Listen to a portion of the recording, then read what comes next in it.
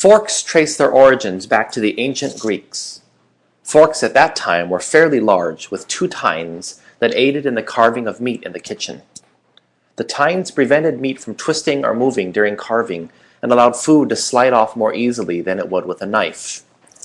By the 7th century AD, royal courts in the Middle East began to use forks at the table for dining. From the 10th through the 13th centuries, forks were fairly common among the wealthy in Byzantium. In the 11th century, a Byzantine wife brought forks to Italy. However, they were not widely adopted there until the 16th century. Then, in 1533, forks were brought from Italy to France. The French were also slow to accept forks, for using them was thought to be awkward. In 1608, forks were brought to England by Thomas Coryat, who saw them during his travels in Italy. The English first ridiculed forks as being unnecessary. Why should a person need a fork when God had given him hands, they asked.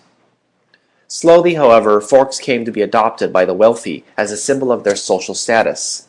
They were prized possessions made of expensive materials intended to impress guests. By the mid-1600s, eating with forks was considered fashionable among the wealthy British. Early table forks were modeled after kitchen forks, but small pieces of food often fell through the two tines or slipped off easily. In late 17th century France, larger forks with 4 curved tines were developed. The additional tines made diners less likely to drop food, and the curved tines served as a scoop so people did not have to constantly switch to a spoon while eating. By the early 19th century, 4-tined forks had also been developed in Germany and England and slowly began to spread to America.